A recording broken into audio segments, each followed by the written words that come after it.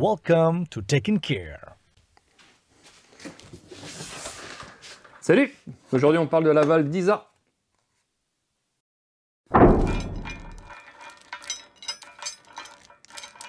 Toutes les informations que je vais te donner en fait dans cette vidéo, globalement c'est le fruit de toutes les recherches que j'ai pu faire sur internet. Parce que je rappelle quand même que je suis pas mécano, mais je voulais essayer de t'apporter en fait du coup dans mes vidéos des précisions techniques. Je pense que ça peut toujours être intéressant. Toutes les informations que je vais te donner aujourd'hui, elles sont pas forcément exhaustives. Et je vais essayer de vulgariser la chose. Donc si toi tu as des corrections à amener ou des précisions, n'hésite pas à les mettre en commentaire. Donc aujourd'hui sur la valve DISA, on va déjà regarder comment elle se démonte, à quoi elle sert, comment elle fonctionne, les symptômes et les différents problèmes en fait qu'on peut avoir avec cette valve. C'est parti! Take and Care. Je t'ai replacé la valve DISA sur le collecteur. Et globalement, tu vois, elle est tenue par deux vis de Torx 40. T'en as une ici et t'en as une ici. Donc une fois que tu as dévissé ça, donc, tu défais les vis et tu as une connectique électrique que tu vois ici. Donc en fait, tu as juste à pincer et à tirer. Et pour la défaire, donc si ça fait longtemps qu'elle n'a pas été démontée, tu peux lui donner des mouvements comme ça de haut en bas, tout en la tirant dans ce sens-là. Donc ça sera côté droit quand tu seras sur la voiture. Mais je te réinvite à revoir ma vidéo sur la dépose du collecteur d'admission où tu vois bien en fait comment je fais. Alors dans cette vidéo d'ailleurs, à cet emplacement j'avais une vis clé Allen de 4. Et d'origine en fait c'est bien une vis de Torx de 40. Voilà, ça permet de corriger l'information. Voilà. Et après derrière tu la tires simplement, comme ça. Et ta valve est démontée. Comme tu le vois, en fait, démonter la valve, ça prend pas plus de 5 minutes. Et ça peut être très important que tu la checkes quand même de temps en temps. Parce qu'on va voir que quelquefois, ça peut se casser et tu peux avoir des conséquences dramatiques pour ton moteur. Et ouais. Le rôle de cette valve, globalement, est de modifier la quantité d'air qui circule à l'intérieur du collecteur d'admission. Ça va permettre, en fait, au moteur d'avoir, quand tu as un faible volume d'air, d'avoir un couple plus important en fait à bas régime, et quand tu as besoin d'un couple à haut régime, la valve va s'ouvrir pour avoir un volume d'air beaucoup plus important dans le collecteur d'admission. Je vais te faire voir ça sur un petit dessin. Bon, j'essaie de te faire un petit schéma pour t'expliquer ce que j'ai compris vis-à-vis de la valve DISA.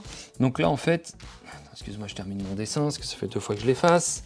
Là en fait, tu as la représentation du moteur en fait avec les 6 cylindres. Là ici, tu as tout le collecteur d'admission avec la valve DISA, hop là, qui est représentée ici, et la valve de papillon, donc c'est l'admission d'air, hop là. C'est ça qui est représenté en bleu à ce niveau-là. Donc la valve DISA fonctionne. Donc la valve DISA en fait est fermée en dessous de 4000 tours minute et s'ouvre à partir de 4000 tours minute. Enfin, je crois que c'est 3750 tours minute. Mais comme je te disais, pardon, on vulgarise le truc à peu près à 4000 tours minute.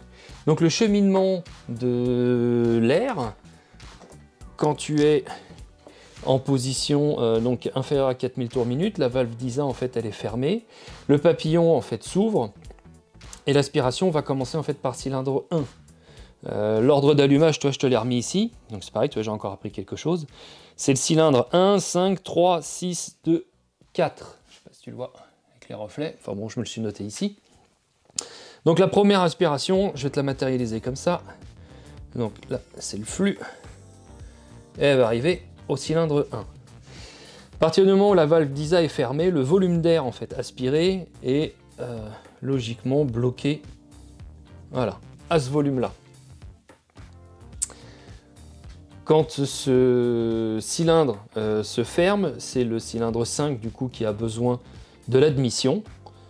Le cheminement va s'arrêter en fait vers le cylindre 1 et va repartir de l'autre côté. Donc ça du coup en fait tu l'annules, je peux te l'effacer vite fait. Hop là.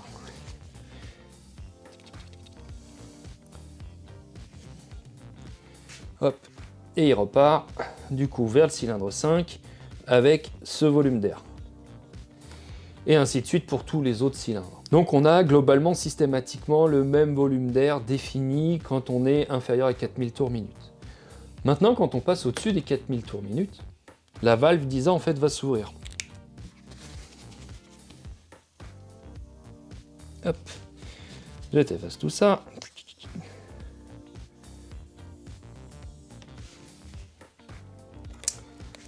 Donc la valve d'ISA, elle est toujours ici. Et là, elle est en position ouverte. Donc il va y avoir exactement la même logique. Donc l'air va être aspiré par le cylindre 1. Donc jusqu'ici, tout va bien. Avec ce volume d'air. Et quand le cylindre 1 se ferme et quand le cylindre 5 va commencer à s'ouvrir, il va y avoir toujours notre cheminement d'air qui va se diriger vers le cylindre 5. Là. Plus ce cheminement, donc j'allais dire vers le cylindre 1, mais vu que la soupape est fermée, il ne va pas être aspiré. Mais du coup, l'air va se canaliser dans cette tubulure. Hop là, pour aller au cylindre 5. Et donc tu vois bien que le volume d'air, au-dessus de 4000 tours minute, est beaucoup plus important. De ce que j'ai compris, quand la valve d'ISA est ouverte, on a un plus grand volume d'air, et un plus grand volume d'air va nous permettre d'avoir un plus grand couple à haut régime. Contrairement aux besoins du moteur, donc inférieur à 4000 tours minute, lui il a besoin en fait d'une tubulure beaucoup plus réduite. Et c'est pour ça que la valve d'ISA se ferme, afin de minimiser le volume d'air dans le collecteur d'admission, qui permet d'avoir un couple à bas régime. Bon, maintenant, comment fonctionne cette valve d'ISA?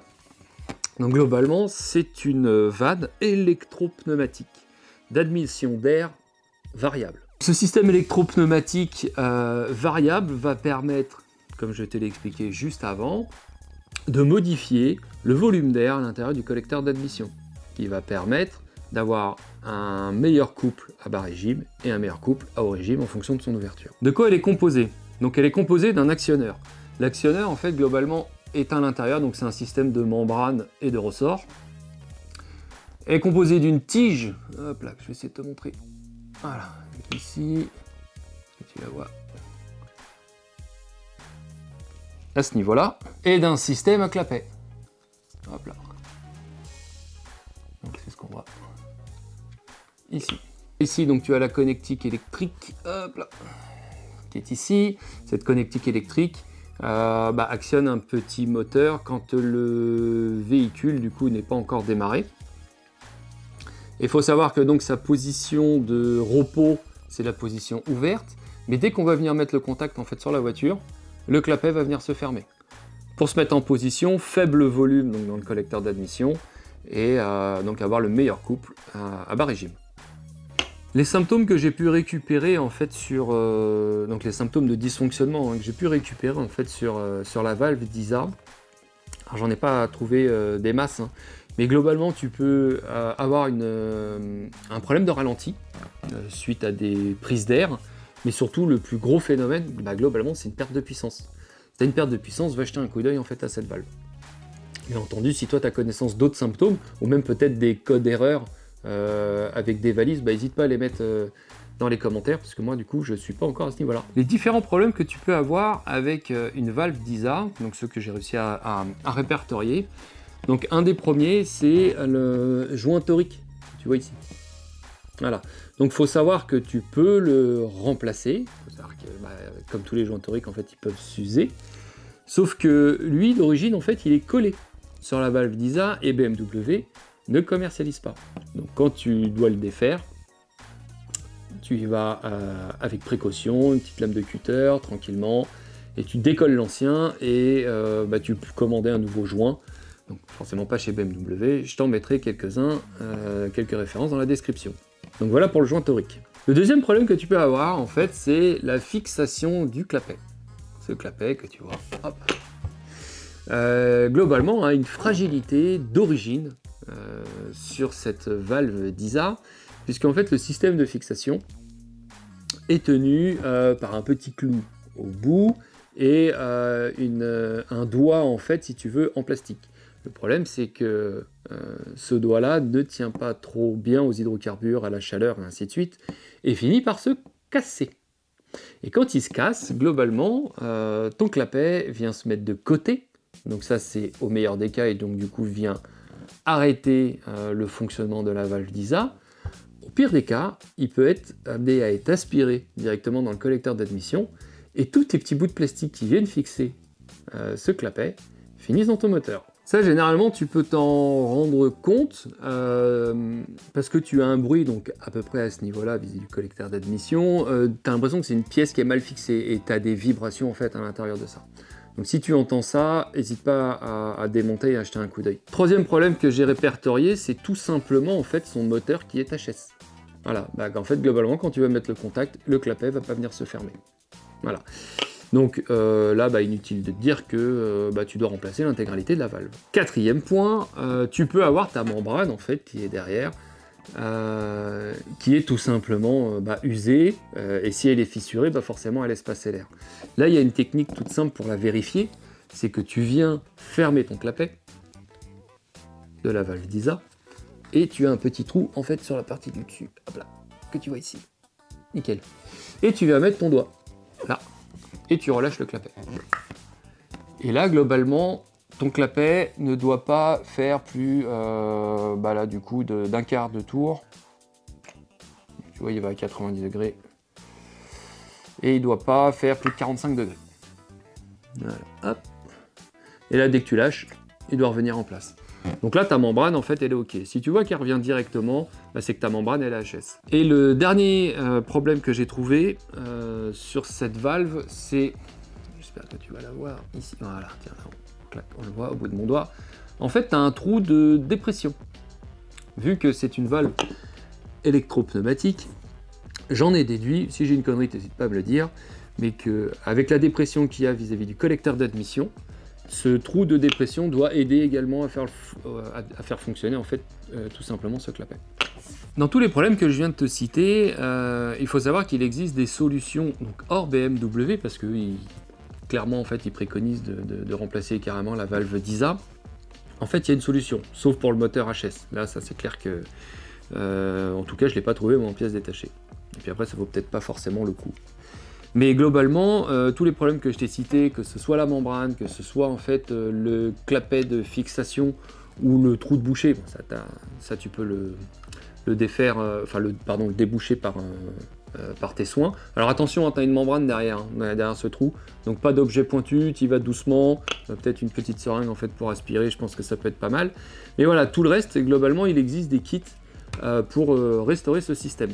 Donc il existe une membrane, il existe un clapet, et le clapet, il faut savoir que les kits, du coup en seconde monte, sont pour moi en fait de meilleure qualité, ou du moins mieux conçus que le produit à l'origine. Pourquoi? Alors, c'est pour ça que je te fais pas moi la démonstration aujourd'hui, parce que moi mon clapet en fait est déjà remplacé. Écoute, voilà, c'est pas un clapet en plastique, c'est un clapet qui est en aluminium. Donc moi, lui, il a été remplacé, je vais t'envoyer vers un lien, parce qu'il faut rendre à César ce qui appartient à César, vers vanos-bmw.com. Je te laisserai aller jeter un coup d'œil chez eux, et globalement, ils t'expliquent comment tout remplacer. Alors forcément, ils vendent également leurs produits, moi je t'incite pas forcément à l'acheter chez eux, néanmoins c'est eux qui donnent l'info, je te laisse libre de faire ce que tu veux derrière. Ils expliquent donc le remplacement de ce clapet avec l'axe qui va bien en fait au travers, le remplacement de ce petit clou et ainsi de suite. Voilà. Vu que je ne vais pas te faire la démonstration aujourd'hui, je te renvoie chez eux. Tout est en photo et en anglais, mais les images clairement elles parlent d'elles-mêmes. Donc normalement tu n'auras vraiment pas de problème pour remplacer ça. Pour aujourd'hui c'est tout ce que j'ai à te dire sur la valve d'ISA. J'ai mis un petit peu de temps à la sortir parce que globalement, le temps d'aller croiser les informations, les récupérer, vérifier si c'est pas du fake ou des choses comme ça, ça prend énormément de temps. Donc j'ai essayé de tout centraliser dans cette vidéo. J'espère que ça t'aura plu. Si c'est le cas, n'hésite pas, lâche-moi un petit pouce ou n'hésite pas à me dire des choses en commentaire vis-à-vis des informations que je viens de te communiquer. Je te le redis, vérifier sa valve d'ISA prend 5 minutes. Ça peut vraiment valoir le coup un peu... même quand tu vas faire ta vidange tout simplement, défais-la et vérifie un peu s'il y a des choses qui te semblent un peu bizarres en fait à l'intérieur de cette valve. Moi j'en ai fini pour aujourd'hui, je te dis à la prochaine, ciao!